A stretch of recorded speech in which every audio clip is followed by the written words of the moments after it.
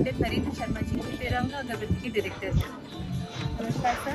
कहते हैं कि तिरंगा अगरबत्ती की पूरी जो महक है वो देश भर में महक रही है और उसी महक के साथ सर आ चुके हैं सर महाकुंभ में।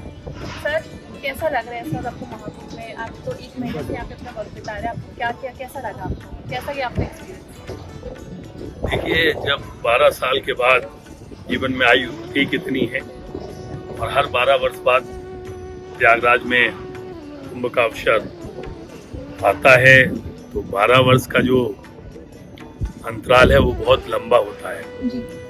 अब ऐसे समय जब इतना दुर्लभ अवसर आता है तो इसमें सहभागी होने का जो आनंद है और अनुभूति है उसे शब्दों में नहीं बताया जा सकता है। तो ये आप महाराज पीपीएम शिविर में आप कब से जुड़े हो?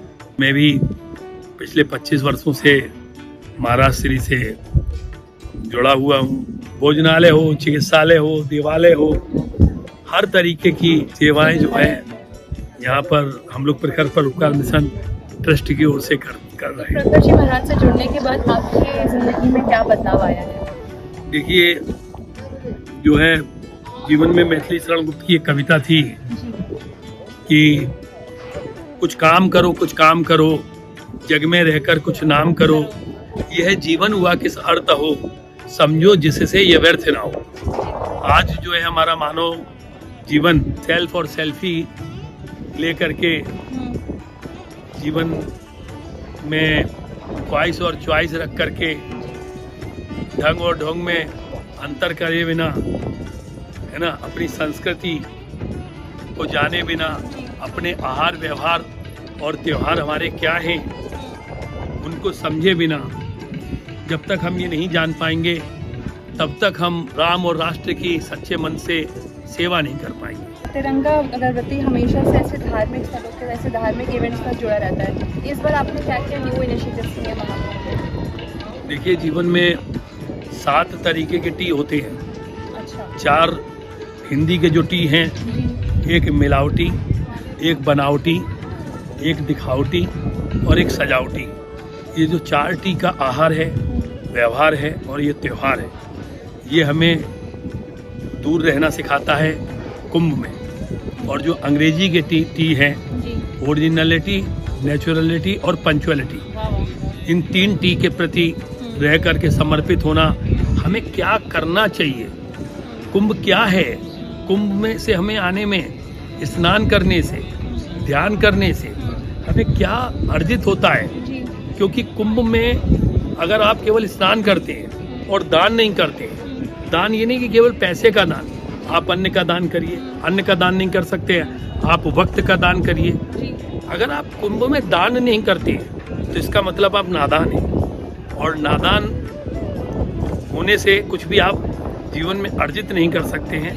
इसलिए ओरिजिनलिटी, नेचुरलिटी और पंचुअलिटी, इनको हमें अपने जीवन में आत्मसात करना है।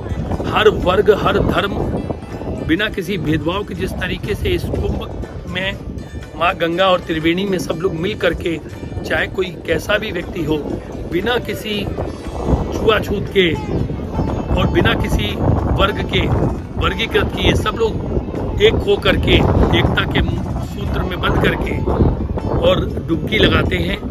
यही संदेश हमें कुंभ के द्वारा मिलता है कि हम सभी लोग इसी तरीके से कुंभ रूपी जो हमारा संसार है उसमें भी इसी तरीके से एकत्रित होकर के वसुदेव कुटुंबकम की भावनाओं रखते हुए हम लोग सब इसी तरीके से डुबकी लगाएं और परस्पर मानव से नर सेवा और नारायण सेवा करके अपने मानव जीवन को सफल बनाएं।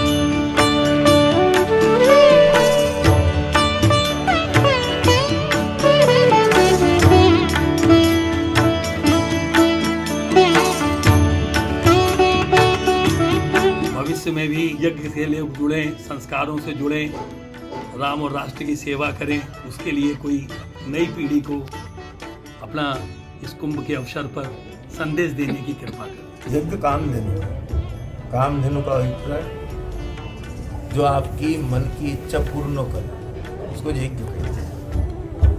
यज्ञ ऐसे एक व्यवस्था है, उसी व्यवस्था के माध्यम से ब्रह्मा जी सृष्टि का निर्माण करते हैं और इसमें देव और मनुष्य प्रकट होते हैं, उनके आमने सामने बैठाते हैं और बैठा करके कहते हैं, मनुष्य आप सनातन धर्म के वेद विधि के अनुरूप यज्ञ कार्य को संपादित करो।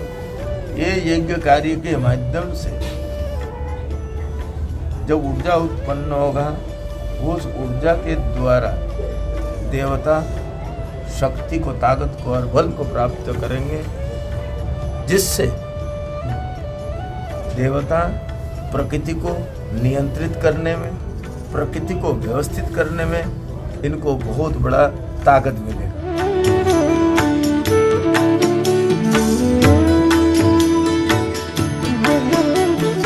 ये खुशबू चल रही है सबको साथ लेकर, तिरंगा अगरबत्ती, देश की खुशबू।